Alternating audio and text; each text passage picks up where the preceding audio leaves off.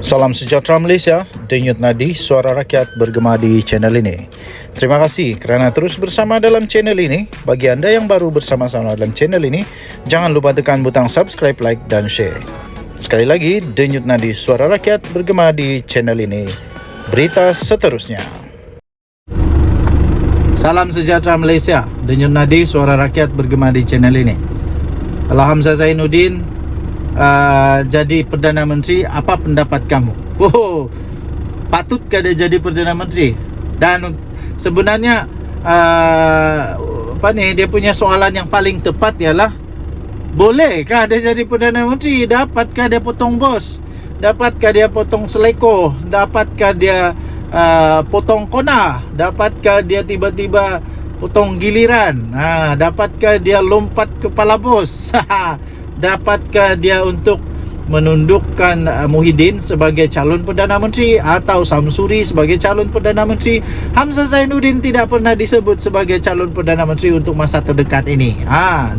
Dia belum lagi kena sebut-sebut dalam beberapa waktu ini. Nama dia tidak pernah timbul pun sebagai calon Perdana Menteri. Tapi tiba-tiba dia timbul semula.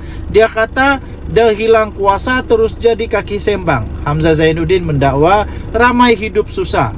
Hamzah Zainuddin, sebelum cakap ini kamu harus cermin diri dulu. Waktu kamu jadi kerajaan dulu, berapa ramai rakyat hidup susah? Berapa ramai rakyat hidup susah? Sembang kari kata kamu. Kamu kata kaki sembang. Siapa yang kaki sembang? Waktu Muhyiddin jadi Perdana Menteri, apa yang kamu buat kepada negara Malaysia? Apa yang Muhyiddin buat pada waktu itu?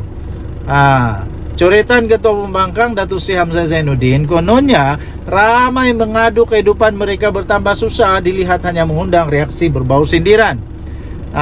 Jadi waktu itu, waktu dulu kamu memerintah negara Malaysia, kamu tidak sedar pula lebih ramai yang mengaku hidup susah.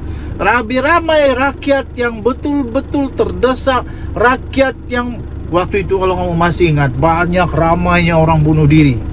Ramainya orang yang kena macam-macam lah, kena sita harta, rumah, kereta, lingkup perniagaan, macam-macam. Covid satu hal, tapi polisi kamu waktu itu, tindakan penyelesaian pembangunan semualah ekonomi waktu itu, ada kamu sembang ke? Terdahulu menerusi catatan di Facebook, Hamzah berkata rakyat masih tertunggu-tunggu akan keharmonian dan kesejahteraan hidup selepas 2 minggu menjejak tahun baru 2024. Dia juga heran kononnya pembangkang sendiri tidak tahu menahu tentang langkah Dubai dan menegaskan fitnah yang direka dan dimainkan oleh pihak tertentu tidak langsung memberi manfaat kepada rakyat. Saya pun tidak pasti kenapa Hamzah Zainuddin mempersoalkan tentang kesejahteraan rakyat ini. Mahathir begitu lama jadi Perdana Menteri, kemudian Najib Razak jadi Perdana Menteri lebih 10 berapa tahun Najib Razak saya pun tidak ingat lah, tapi Mahathir lah paling lama di dunia. Lepas itu Muhyiddin Yassin. Sejak Muhyiddin Yassin jadi Perdana Menteri, tunggang terbalik politik negara Malaysia. Di situlah mulainya sudah ada istilah tebuk atap lah, langkah belakang lah, pintu belakang lah, macam-macam. Itu Hamzah Zainuddin mungkin sudah lupa. Mungkin dia sudah lupa. Jadi katanya bukan saja harga barang naik, cas perkhidmatan dan utility juga meningkat. Persoalannya di mana penyelesaian kos sara hidup yang mengimpit rakyat di waktu ini? Tenanglah Hamzah Zainuddin. Menteri Ekonomi sudah pun membentangkan pelan strategik itu, dan dia sudah kata ini akan mengambil masa. Kalau kamu mau kata ini, kamu perlu juga cek balik KPI yang telah KPI yang telah dicapai masa Muhyiddin jadi Perdana Menteri. Berapa ramai orang jadi kaya waktu itu, berapa banyak ekonomi yang ini, berapa banyak pelaburan yang dapat. Boleh jawab tak? Jadi harga barang naik itu, waktu Muhyiddin pun barang naik juga. Barang naik, ekonomi buruk, office tak buka, ekonomi tutup, hotel berpuluh-puluh hotel hampir bankrupt, gulung tikar. Semuanya teruk lah waktu itu. Teruk. Kalau Anda setuju teruk, Anda boleh tulis teruk. Memang teruk lah. Tapi walaupun begitu, itu bukanlah tanggung jawab 100% daripada Muhyiddin lah. Sebab waktu itu memang keadaan ekonomi teruk, seluruh dunia teruk kerana COVID-19. Tapi persoalannya ialah itu cara strategi untuk keluar daripada keterukan itu. Dan persoalannya kenapa waktu itu Hamzah Zainuddin tak sedar pula bahwa rakyat pun susah. Sekarang dah jadi pembangkang, woi, bukannya hebat lagi nak jadi hero. Okey. Jadi tuan-tuan dan puan-puan yang dihormati sekalian, Anda boleh lihat berita ini, Anda boleh baca sendiri. Aku tak larat nak baca. Bukan tak larat nak baca, tapi macam tiada guna dibaca. Sebab sebelum baca, sebelum saya kongsi kepada anda, saya baca dulu dan saya sendiri tergelak. Ada sindrom cermin pecah terjadi kepada Hamzah Zainuddin. Cakap orang sendiri lebih. Okey, dan tadi Suara Rakyat bergema di channel ini di Harapan Daily. Anda boleh lihat ini di Harapan Daily 15 Januari 2024. Tajuknya, dah hilang kuasa terus jadi kaki sembang. Hamzah dakwa ramai hidup susah. Salam sejahtera Malaysia. Giliran Ketua Polis Kuala Lumpur pula mengumumkan perkara yang pasti mengejutkan semua rakyat Malaysia. Saya salut Polis Diraja Malaysia sekarang. Saya salut Polis Diraja Malaysia PDRM sekarang ini yang melaksanakan tugas dengan luar biasa hebatnya. Belum pernah terjadi beginilah hebatnya Polis Diraja Malaysia telah diwar-warkan. Selama ini mereka memang bagus juga, sangat bagus, tak ada perubahan. Dari dulu bagus, tapi sekarang ini dengan bantuan daripada media dilaungkan, diumumkan, diketengahkan, di highlight bahawa mereka betul-betul bagus. Sehingga sekarang penjenayah-penjenayah di Malaysia memang bergegak lutut tu. Dah risau tu. Padan muka hampa. Kepribadian yang lemah antara punca segelintir anggota dan pegawai yang ada terpalit dengan aktiviti jenayah, sehingga ianya menjejaskan kredibiliti pasukan Polis Diraja Malaysia PDRM, kata beliau. Anda boleh lihat ini di hmetro.com.my. Tajuknya, tamak dan mahu mewah, punca terjebak. Saya setuju. Jadi semua manusia ni kena bersyukur.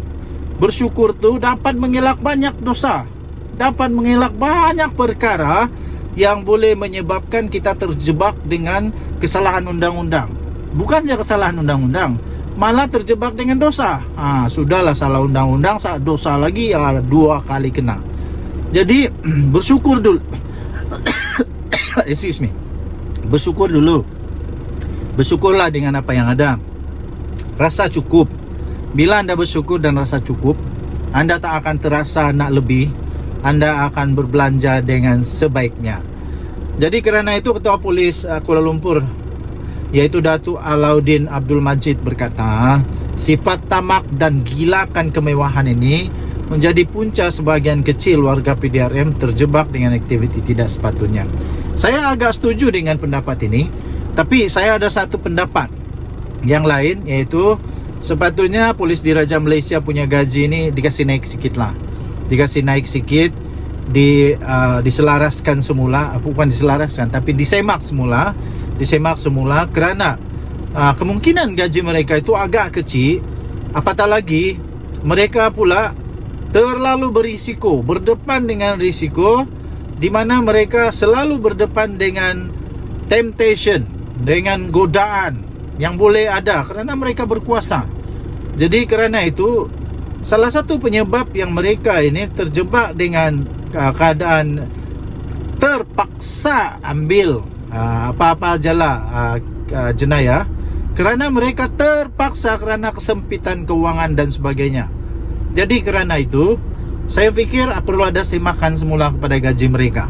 Jadi itu antara pendapat saya. Tapi betul juga kata Ketua Polis Kuala Lumpur ini, bahawa memang ada segelintir PDRM mungkin, anggota PDRM mungkin, menurut dia, yaitu ada yang tamak dan gilakan kemewahan. Bagaimanapun menurutnya, hanya sebilangan kecil saja warga PDRM punya masalah integriti. Manakala lebih daripada 90% daripada lebih 10.000 anggota dan pegawai yang bertugas di Kuala Lumpur bertugas dengan penuh dedikasi. Ini saya setuju. Ramai kawan saya yang anggota polis, mereka sangat-sangat baik. Mereka ini sangat-sangat jujur, berdedikasi, mereka ikhlas bekerja dan rajin. Kebanyakan kawan saya begitu. Semua sebenarnya, semua. Bukan kebanyakan, semua. Jadi kata beliau, saya tak setuju jika dikatakan ramai anggota polis terbabit salah laku. 10 anggota yang melakukan kesalahan berbanding 10.000 yang berada di Kuala Lumpur. Angka itu menunjukkan kurang daripada 1% yang bermasalah. Jadi katanya penyeleaan anggota turut memainkan peranan, tetapi punca utamanya ialah kerana kelemahan pribadi, ingin hidup mewah dan tamak. Ini perkara yang kita sedang tangani, kata beliau. Mereka yang terbabit perlu untuk dilepaskan daripada pasukan ini, dan masyarakat pula perlu menghargai baki mereka yang bekerja keras untuk menjaga kehormatan masyarakat, katanya. Okey, jadi tuan-tuan dan puan-puan, beliau berkata demikian ketika mengulas di mana ada 6 anggota dari sebuah ibu pejabat polis daerah IPD di ibu negara yang ditahan. Beliau berkata kesemua mereka sudah ditahan kerja dan sementara siasatan dilengkapkan. 4 daripada mereka sudah ditahan kerja. Kita sedang tunggu laporan kimia. Jika positif dadah, kita akan hantar kertas siasatan ke Timbalan Pendakwa Raya TPR untuk pertuduhan, katanya.